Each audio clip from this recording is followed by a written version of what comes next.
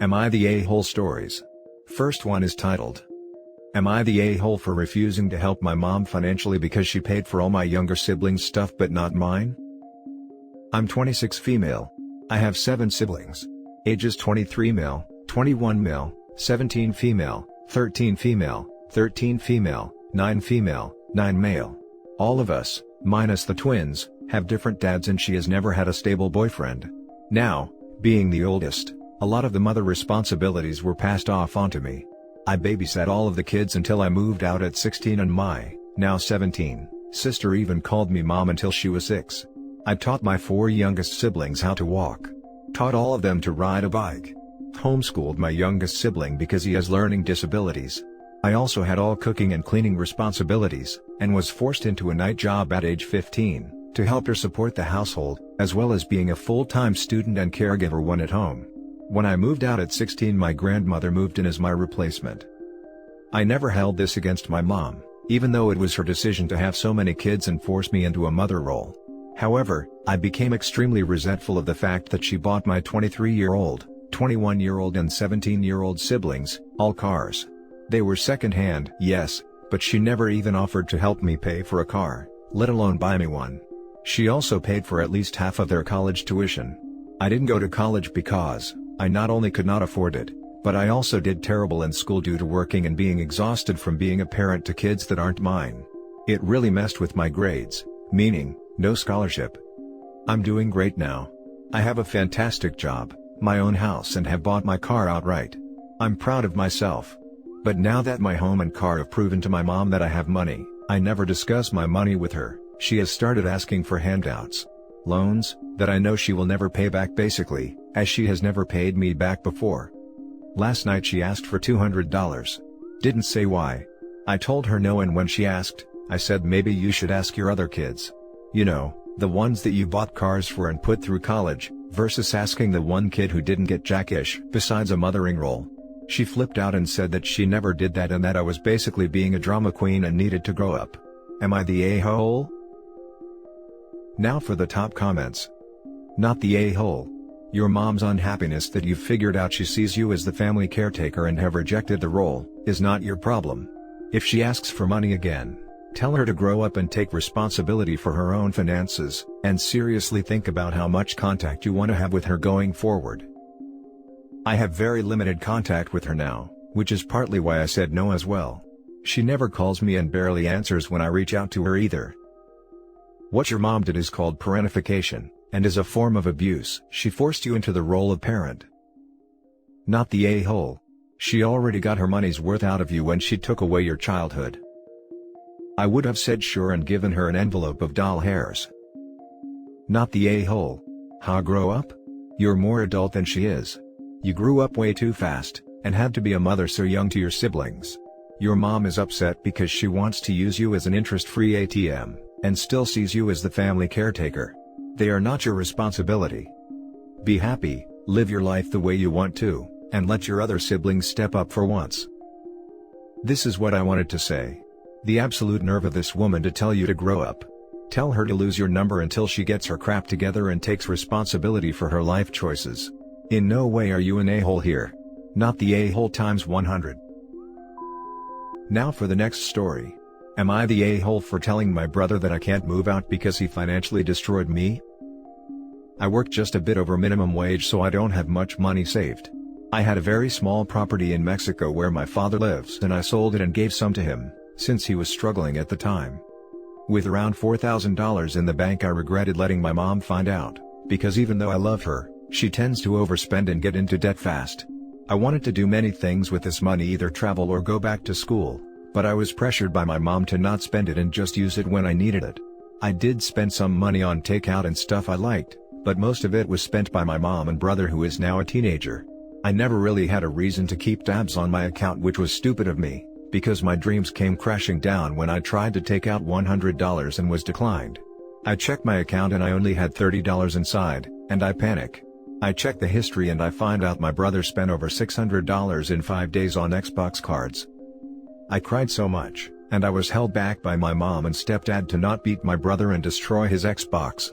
In that moment, I wanted to take some luggage, leave and never come back, But the guilt of leaving them when my stepdad, who is sick and weak, needed financial help to keep up his medical bills, so I stayed, and I have held this grudge for the past 2 years. Recently my brother has been looking for jobs since he became 16 recently, and before he even started, he has been looking for a car already. I never paid attention because I thought it was just hot air blowing out of his butt, but he told me that him and my mom saw a car and they are going to get it in a week.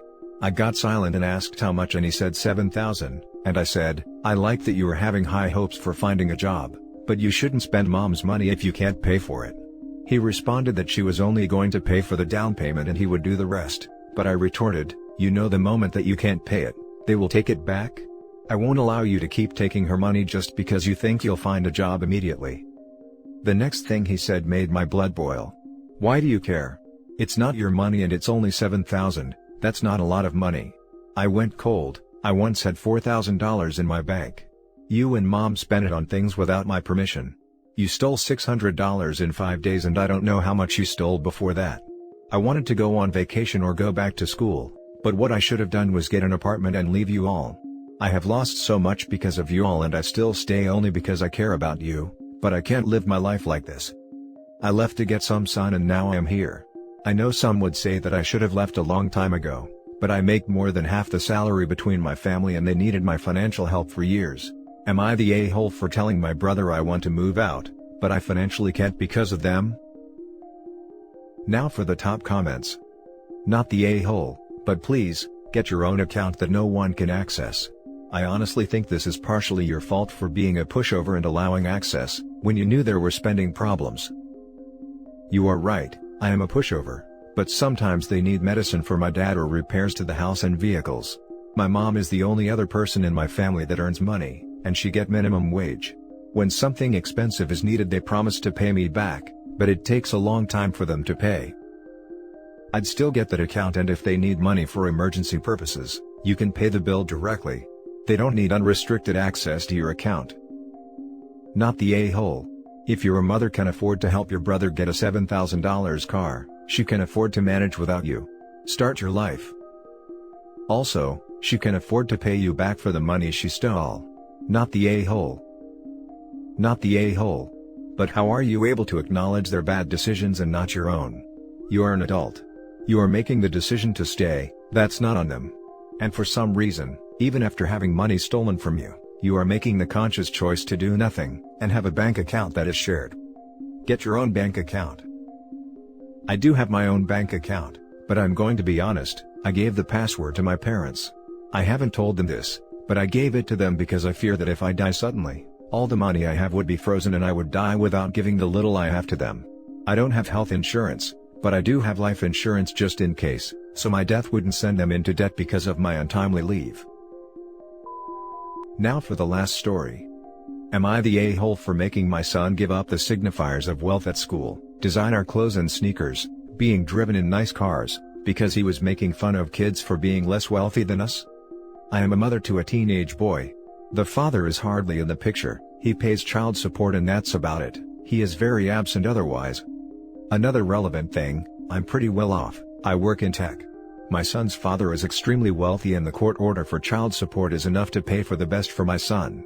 He goes to a fairly competitive private school, is in a lot of extracurriculars that cost a decent bit, etc. I found out from school administration just this month, that my son had been bullying several students for being less wealthy, for being dropped off at school in a budget sedan, for having name brands clothes that are not as expensive as other name brands. I was appalled by his behaviors. I had a talk with him about how this was wrong, and also about how it's not something that he should have any personal pride in. He has no job, no savings, no investments, no wealth of his own. By totally random chance, he happened to be born into good circumstances, and that's it. The school admin and I arranged an apology between him and all the kids he was bullying. I also decided that this year, we're thrift shopping for clothes. No more brand name sneakers or clothes. And rather than driving him to school and activities in the Porsche or the Jaguar, I'm driving him everywhere in my '92 Jeep that was one of my first cars, that I mostly keep around for nostalgia and off-roading. It's really beaten up, I've rolled it, taken off the doors, tried to fix the paint with rattle cans at one point, lol, young and dumb at that point. And for any activities he joins, he can borrow club equipment instead of getting his own bought. He was really upset about it all, especially being driven to school and activities in the Jeep. He said that it was causing problems with his friends, he was looking bad at school, his friends' parents didn't want their kids getting in such an old vehicle with no doors. He also said that it was embarrassing him for me to pretend he's poor.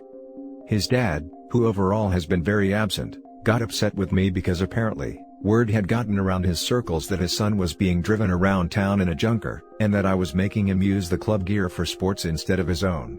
And that was not a fair punishment because impressions matter, and it will affect the rest of his life. Am I the a-hole for having this approach to parenting my son, who was bullying kids for being poor? I don't buy him new designer things or drive him places in luxury cars anymore. We shop at thrift stores, and if I am taking him to school, I drive a car from '92. Now for the top comments. Not the a-hole. 1. You are teaching him a valuable lesson for the rest of his life. 2. It's never okay to make fun of someone based on their family's level of income. In summary, this is a great punishment that might help him see things from other people's point of view. This. 1,000 times this. Also, thank you. I wish there were more parents like you. You could bring it up one step to the Target boutique where I used to buy my own cheap clothes in high school. But how about buying second-hand equipment for club sports, rather than using the club stuff? Club stuff is there if you can't afford to buy. If some kid in my school had been punished like this, I wouldn't have been able to get a helmet or stick for hockey equivalent. Don't punish the poor kids too, OP. I donated his own gear, all with duplicates, to the club, so for each sport, say fencing, the club has like 3 more weapons, 2 more full outfits, etc. There just is now the experience of having to wear gear other people have shared, have to be seen not showing up with your own top-of-the-line kit, etc. I also chatted with the coaches, and currently in his sports, all the kids who participate bring their own stuff. The loaner equipment usually goes out to kids who are trying out the sport and deciding if they like it, but just due to the level of wealth of these other kids' parents, they never stay using club gear for long. Also, a little bit of a tangent, but this has opened my eyes to how horrible a job my son's school does with providing financial assistance to anyone who can't pay in full. He literally sees a brand new Ford sedan as poor, because that's the least expensive thing that any kid he knows gets dropped off in. None of his peers have to borrow club gear, etc. I'm thinking of talking to the school admin about what, if anything, they're doing in terms of making this education more accessible, because it sure seems like nothing at all. Not the a-hole. The entire year may be a little harsh, but you know what else is harsh? Bullying. Your son was displaying awful behavior and you are counteracting it with a very relevant punishment.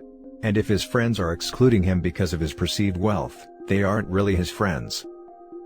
To be honest, an entire year doesn't sound too bad for what he did. I mean, the kids he bullied are not as well off and can't just do it like that for 1 year, they are living it. Dude at my school did something similar. His parents sold his electronics and he had to get a job at McDonald's, could have done anything else, and worked 3 years for his stuff because they refused to buy him anything but necessities.